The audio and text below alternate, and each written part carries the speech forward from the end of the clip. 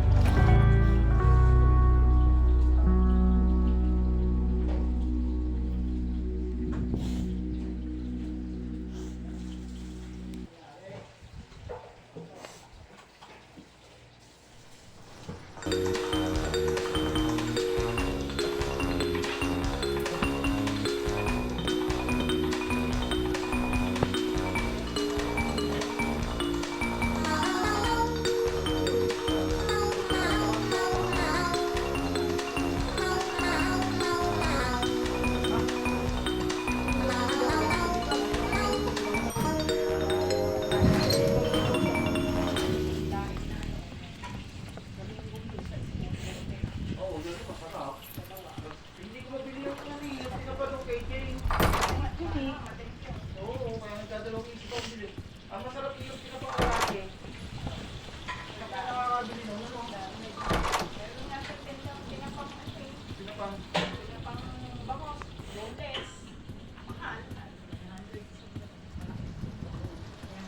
Mag-iwa yun. Binilo kayo nga, binili ko ba? Ay, nga binili ko ba? Silaw, magkano yung putang mo kayo, sinapanak. Wala, 100. Hindi naman yung magkano, kilo ba lang nila? Ayun nga, yung in-stock ko doon, piprito ko lang bukas yun. Lalagyan ko lang toyo at saka ano, pagkakasito. Lagi naman naglalako yung Toyo at saka... Hindi mo, babayaran ko kayo dito, pagkano. Basta may tinapang lalaki, bilan mo ako ha. O tanong mo sa kanya kung alam niyo. Ano ba daw yung tinapang lalaki? Ano gusto ko kapatid ko? naglalako yung lalaki siya. Matanda na. Hindi naman. Siguro kasi edad ko eh. Oo. Alam mo yung mga ganun-ganun ka, naaawa lang tayo, nagtitinap sa kanya. Kasi hindi, kasi tayo, sanay tayo na ang buhay natin, very glamorous. Pero sa kitaan, tatalo tayo yung mga yun. Araw-araw na tayo. Pag namuhunan ng 500 yun, pag namuhunan ng 500, mga 1,000 na eh. Kalahati tubo. Yung mga palengke, yung yayaman. Oo. May pwesto. Yung mga text pala yung mga magkakarne. Pero mga mukhang balanggaan. Oo, ang babaho, di ba? Ang dating ng Ang baka. tama, ang babaho, Ang ang nila, ang dumi. ganda. Pero putang na. Ang pumunta ka pa.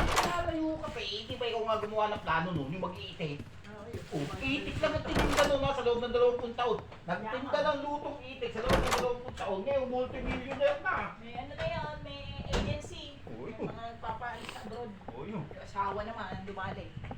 Pero sa pero itik yumaman, no? Sa itik yumaman, tapos nung yumaman sa itik, nagtayo ng agency, recruitment. Pero sa itik pa rin yung mayaman yun kasi tuloy-tuloy benta Ayun, ng itik. tuloy-tuloy. Yung sa asawa niya, agency, siguro. Pero ang dumi-dumi ng lugar noon. Naisip Yung una, di ba? Ang dumi. Hanggang Baho. ngayon, yung pinagtitindahan niya ng itik, ang dumi-dumi nun na. Doon sa taglira na makikita mo nakatingad ka. Pero pero binibili pa rin ang tao, ha? Kawakawayan na. Oo. Hindi, ngayon, mayaman na, di ba? Eh, yung nga itlog ni Kuya, mayaman yan. O, di ba, yung bahay niya yung maganda na. Tapos may tindahan siya ng itik. Hindi din na yata na yun. Katabi ng tindahan ng itik, daan doon yung parang garahe na ginagawa doon sila naglilinis. Ang dumi-dumi doon pag makikita mo.